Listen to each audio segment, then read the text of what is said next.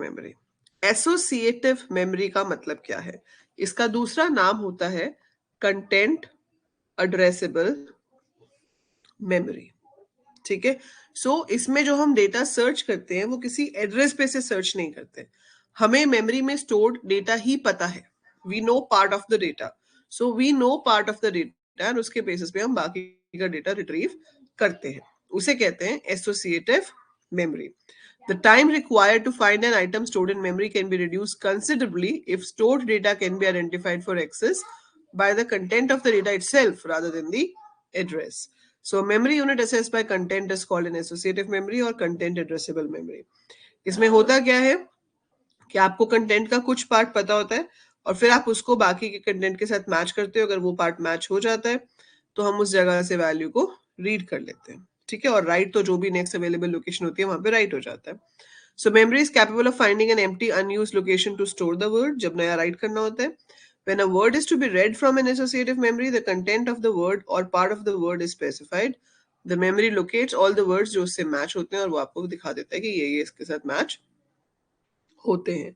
और इसमें parallel searches आपकी हो सकती हैं, एक टाइम पे मल्टीपल सर्चेस हो सकती हैं। इसकी हार्डवेयर ऑर्गेनाइजेशन क्या होती है, क्या क्या चाहिए होगा हमें? इसके अंदर हमें चाहिए होती है ये आपकी मेमोरी है। This is your associative memory, array and logic. इसमें पूरा फ्लिप फ्लॉप्स का कॉम्बिनेशन है एंड लॉजिक का कॉम्बिनेशन है जो इस मेमोरी को बनाता है। यहाँ पर होता है आपका आर्ग्यूमेंट रजिस्टर, मतलब जो कंटेंट हमें सर्च करना है। ठीक है, यहाँ पे है की। अब जैसे मान लो ये 12 बिट्स का डेटा है, तो मेरे को सारी की सारी 12 बिट्स नहीं पता, मुझे उसमें से सिर्फ 5 बिट्स पता है। तो ये की बताएगी कि कौन सी बिट्स हमें पता है, कौन सी नहीं पता है। ठीक है, सो की जहां जहां पे 1 है मतलब ये बिट्स मैच करनी है, जहां जहां पे 0 है वो बिट्स मैच नहीं करनी है। सो दैट इज योर की रजिस्टर। यहाँ से इनपुट आता है, रीड राइट होता है, आउटपुट यहाँ से बाहर आता है। ठीक है, अब ये एक रजिस्टर है मैच रजिस्टर। इसका काम क्या है कि अगर आर्ग्यूमेंट और की रजिस्टर के अकॉर्डिंगली एसोसिएटिव मेमोरी में मैच मिल गया तो उसकी रिस्पेक्टिव बिट 1 हो जाएगी, और अगर मैच नहीं मिला तो ये रिस्पेक्टिव बिट 0 रहेगी। So the key register provides a mask for choosing a particular field or key in the argument word. The entire argument is compared with each memory word if the key register contain all ones. Otherwise, only those bits in the argument that have ones in their corresponding position of the key register are compared. ठीक है, तो वो की register हो गया। उसके बाद जो भी होता है उसके अकॉर्डिंगली आपका वन सेट होता है। एग्जाम्पल लेके देखते हैं। वो कह रहा है कि आर्ग्यूमेंट रजिस्टर है ये और की क्या है 111 और इधर 0 है। ठीक है, आपका वर्ड है ये 100 और ये। अब देखो इसमें पीछे का पार्ट पूरा सेम है, लेकिन जहां पे 1 है वहां का पार्ट तो सेम नहीं है ना। 101 तो नहीं मैच कर रहा 100 के साथ, so it's a no match. लेकिन इस वाले में पीछे का डिफरेंट है, लेकिन हम तो सिर्फ पहले तीन ही मैच कर रहे हैं क्योंकि तीनों 1 तो यहाँ पर है। 101, yes, this is also 101. So it is a match. So this is no match, this is a match. ठीक है, so ये no match है, ये match है. That's how it goes. Now word 2 matches the unmasked argument field because the 3 leftmost bits of the argument and the word are equal. ठीक है, ये जो है ये सारा आपको करने की जरूरत नहीं है। की मतलब कि मान लो आपके पास जो आर्ग्यूमेंट जो डेटा मेरे पास है वो 12 बिट्स का है। हाँ, आपको सिर्फ उसका पोर्शन बताना है कि कितने पोर्शन को मैच करना है। तो जिस पोर्शन को मैच करना है उस जगह पर 1 होना चाहिए की में, और जिसको मैच नहीं करना है वहां पर 0 होना चाहिए। सो जितने पार्ट को आप मैच करना चाहते हो वहां पर आपके पास 1 होना चाहिए, और जिसको आपने मैच नहीं करना है वहां पे आपके पास 0 होना चाहिए।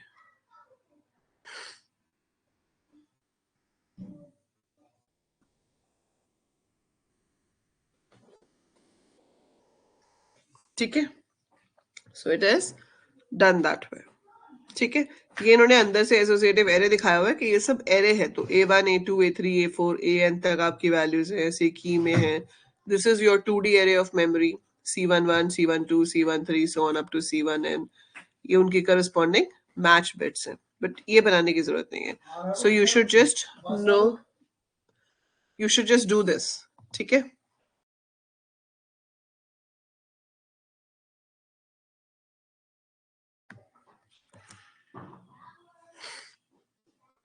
right? So this diagram you need to do. You don't have to make this one. आप ये example दे सकते हो when you are explaining the associative memory. I send Shreya.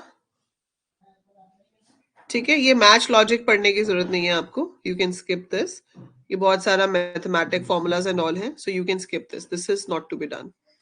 ठीक है, इसमें आपको फिर ये बताना है कि रीड ऑपरेशन कैसे होता है। So if more than one word in memory matches the unmasked argument field, all the unmatched words will have ones in the corresponding bit position of the match register. It is the necessary to scan the bits of match register one at a time. तो जहां जहां पर match register में one होगा वो वाले data को हम रीड करेंगे। ठीक है, in most applications the associative memory stores a table with no two identical items under a given key. So normally identical elements nahi hote. In this case, only one word will match. But if there are more than one word, so we'll read them all one by one. Write में क्या होता है? An associative memory must have a write capability for storing the information to be searched. Writing in an associative memory can take different forms depending on the application. एक आपके पास इसमें जो है तरीका होता है कि जो भी next available location है वहां पर हम उसको स्टोर कर दें। ठीक है, and that is called tag register. So we maintain a special register over here named tag register, जिसमें initially सारे के सारे वन होंगे कि भाई खाली है, इस पे राइट कर सकते हैं। जैसे जैसे हम उसमें राइट करते जाते हैं उसको हम चेंज करते जाएंगे, तो हमें पता चल जाएगा कि कौन सा वाला एड्रेस खाली है और कौन से वाले एड्रेस पे वैल्यू है। तो whenever we get something to write, we will find out the first empty location और उस जगह पर हम न्यू वर्ड को इंसर्ट कर सकते हैं। ठीक है, so this is associative memory. So if you get a note on associative memory, like write a note on associative memory, you have to write this, you have to explain this, read write operations, match register क्या होता है। ठीक है, and diagram में आपको ये वाला diagram बनाना है। This diagram you can make and any one example like this you can write. ठीक है, that is associative memory. Now we have cache memory. So cache आप सुनते तो कब से हो, है ना, बहुत टाइम से आपने कैश मेमोरी यूज सुना है कि भाई इसमें अगर डेटा स्टोर हो तो सीपीयू सबसे फास्ट एक्सेस करता है, रैम से भी ज्यादा फास्ट होती है। ठीक है, तो एग्जैक्टली ये फास्ट होती है क्योंकि इसका हार्डवेयर स्ट्रक्चर ऐसा है, तो इसकी अंदर से एक्सेस करना बहुत ही फास्ट होता है। ठीक है, अब इसमें हम क्या स्टोर करते हैं? इसमें हम स्टोर करते हैं वो कंटेंट जो बहुत ज्यादा बार यूज हो रहा होता है या फिर जो बहुत ज्यादा बार यूज हो रहा है उसके आसपास होता है, और उसके पीछे एक बहुत की कंसेप्ट लाया करता है लोकेलिटी ऑफ रेफरेंस का। उसका क्या मतलब होता है कि मान लो अगर भी आपने डेटा रीड किया है 1006 से, तो पूरे पूरे चांसेस हैं कि अगला डेटा मैं 1007 से रेफर करूंगी। या फिर अगर मैं एक प्रोग्राम एग्जीक्यूट कर रही हूँ जिसकी पहली इंस्ट्रक्शन 115 पे है तो अगली इंस्ट्रक्शन 116 पे ही होगी ना, उससे अगली इंस्ट्रक्शन 117 पे ही होगी। तो आप लोकेलिटी ऑफ रेफरेंस की अगर किसी एड्रेस से एक चीज फेच की जाती है तो पूरे पूरे चांसेस होते हैं कि अगली चीज जो फेच होगी वो उसके आगे आने वाली लोकेशंस पर ही होगी। That is locality of reference. So the phenomena is known as the property of locality of reference.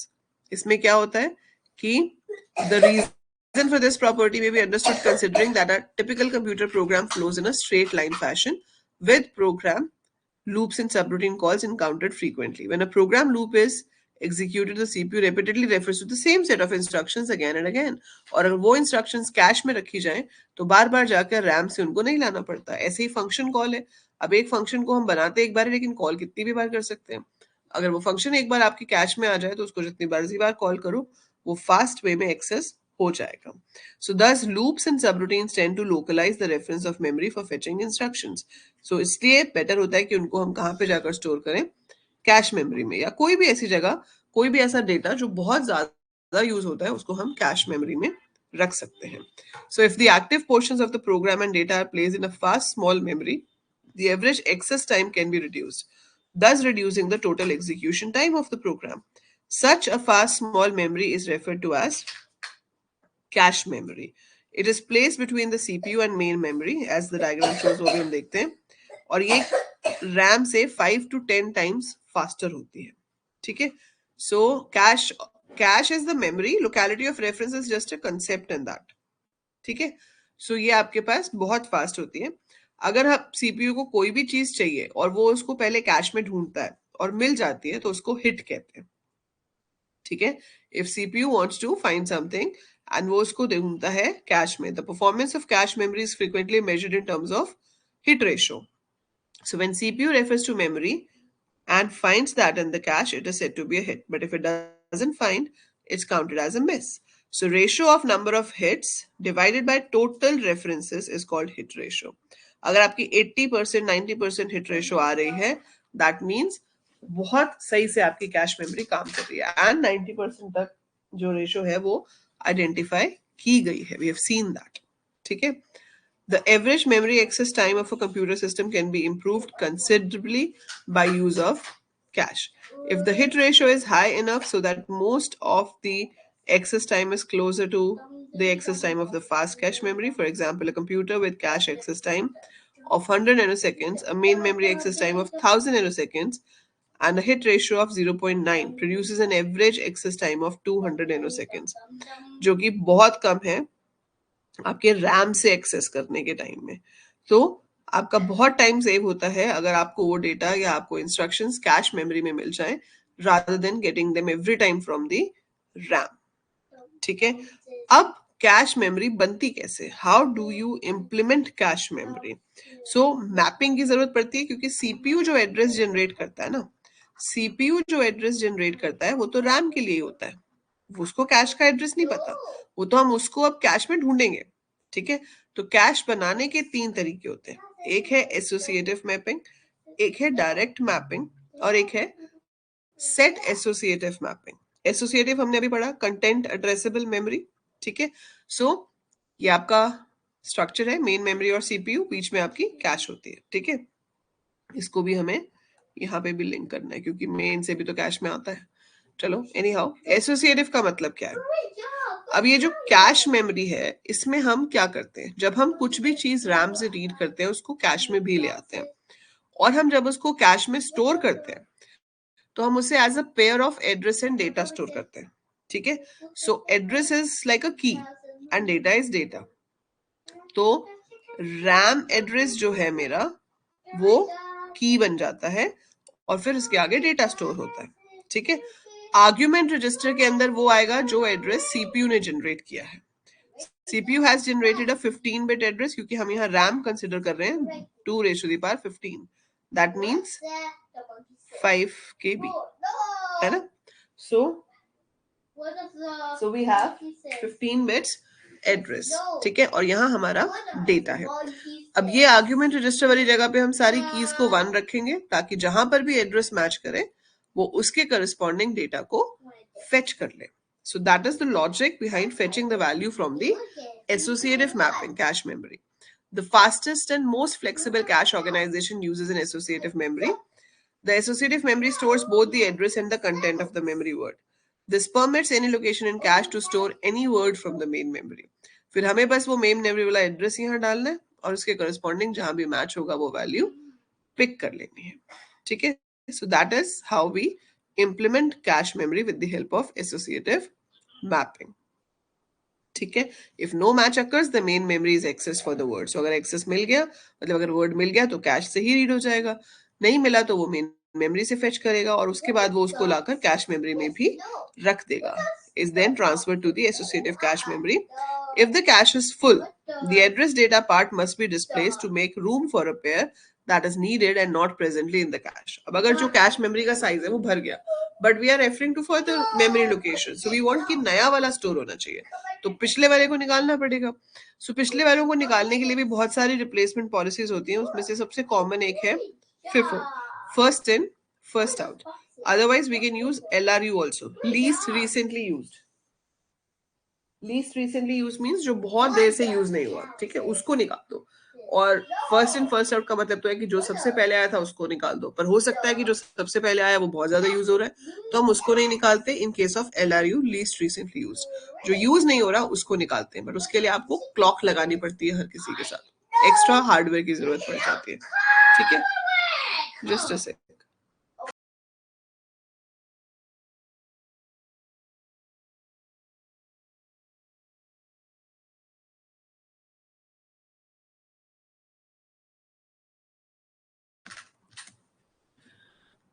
ठीक है. ये होता है आपका एक तरीका जिसे हम एसोसिएटिव मैपिंग कहते हैं. दूसरा मेथड होता है डायरेक्ट मैपिंग का. डायरेक्ट मैपिंग कैसे यूज होती है? देखो, आपके पास जो कैश है उसका साइज है 512. ठीक है, क्या है 512। और अच्छा मैंने 5k लिख दिया था, 32k है, क्योंकि 2⁵15 का मतलब क्या हुआ 2⁻10 इंटू 2⁵5। ये तो k हो गया, और 2⁵5 कितना होता है 32, so it is 32k of main memory. So 32k की मेरे पास मेन मेमोरी है, 512 की मेरे पास कैश है। इसका एक एड्रेस जो है वो 9 बिट्स का बन रहा है, और इसका एक एड्रेस 15 बिट का बन रहा है। अब सीपीयू ने एक 15 बिट का एड्रेस जनरेट किया। CPU has generated an address of 15 bits, ठीक है। सो CPU ने 15 बिट्स का एड्रेस जनरेट किया। अब उसमें से जो पीछे वाली 9 बिट्स हैं उसको तो मैं डायरेक्ट यहाँ पर एड्रेस कर दूंगी, इसीलिए इसको डायरेक्ट मैपिंग कह रहे हैं। सो ये 9 बिट्स तो डायरेक्ट आपकी कैश में चली जाएंगी। But what about these 6 bits, ये जो शुरू की 6 बिट्स है इनको हमें कैश में स्टोर कराना पड़ेगा। सो हर मेमोरी लोकेशन पे डेटा स्टोर होगा, उसके साथ साथ 6 बिट का टैग भी स्टोर करना पड़ेगा। So we have to make register like this. तो अगर आपके पास मेमोरी ये है और आपको यहाँ पर स्टोर करना है 0 0 0 0 वाला, मतलब 5 0 वाला, तो ये टैग जो पहले के 2 0 हैं वो यहाँ स्टोर होंगे, और पीछे के ये ऑक्टल में ले रहे हैं नंबर्स को, ठीक है। सो ऑक्टल में कितने हो गए 5 × 3 15, और यहाँ 3 × 3 9 बिट्स हो गए। तो ये टैग हो गया 0 0, डेटा है 1 2 2 0। अब ये क्या बना 0 2 777, मतलब ये वाला। सो यहाँ पर क्या स्टोर हो गया 6710। तो इसमें एक टैग की एक ही वैल्यू स्टोर हो पाएगी। तो अब पीछे की जो 9 बिट्स हैं वो तो डायरेक्ट लोकेशन पे चली जाएंगी, फिर आगे की जो 6 बिट्स हैं वो इस टैग के साथ कंपेयर होंगी। अगर तो मैच होता है तो डेटा फेच होकर आ जाएगा, मैच नहीं होता तो फिर रैम से उसको लेकर आएंगे और यहाँ पर स्टोर करेंगे। आपके पास देखो सीपीयू जो एड्रेस जनरेट करके दे रहा है ना विशिष्ट, वो एड्रेस जो है वो हमारा 15 बिट्स का एड्रेस है।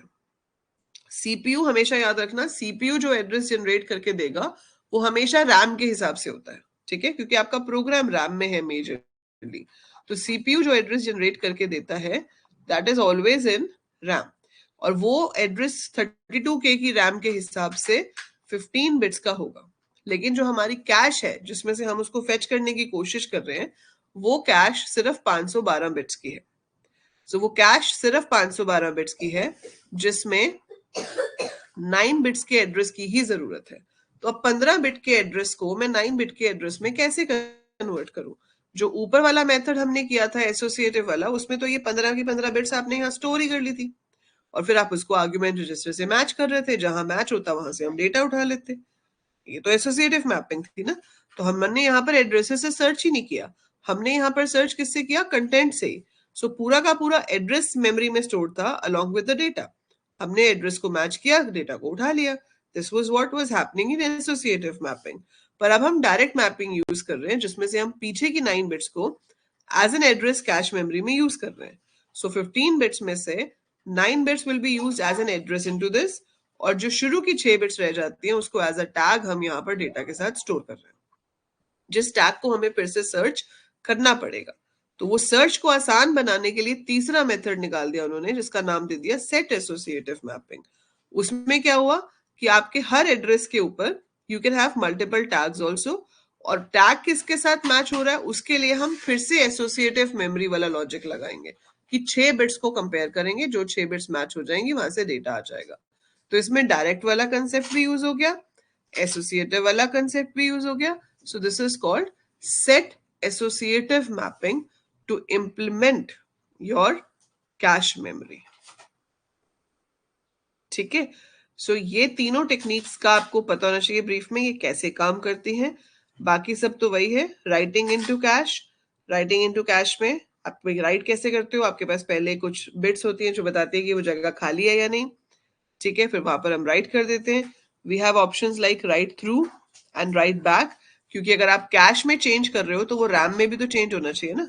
आप रैम वाले की कॉपी कैश में लेके आए हुए हो, तो if you modify cache you have to modify the RAM also. तो राइट थ्रू का मतलब है कि साथ साथ ही दोनों जगह चेंज हो जाए। जैसे ही आपने यहाँ पे चेंज किया वैसे ही हम वहां पे भी चेंज करेंगे।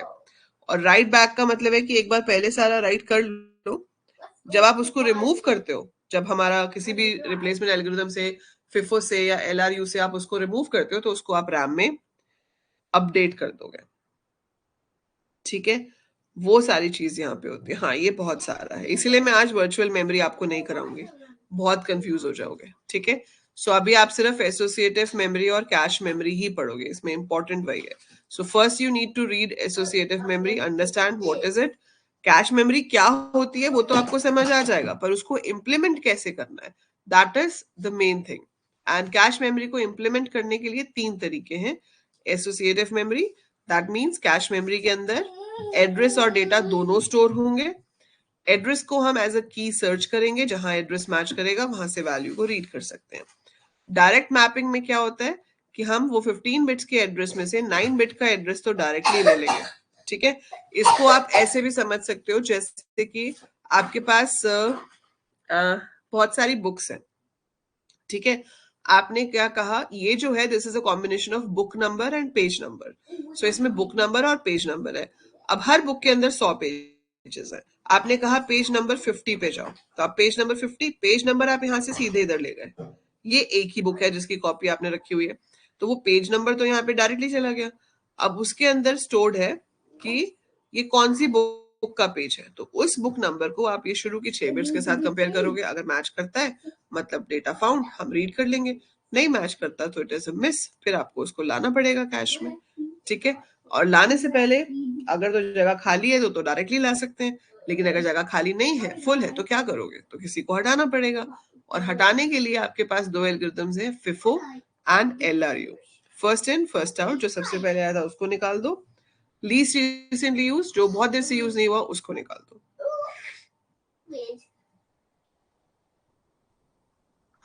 देखो इसकी आपको लैंग्वेज इनकी वाली याद नहीं रखनी है, मैं आपको नोट्स दे दूंगी इसके इजी लैंग्वेज में।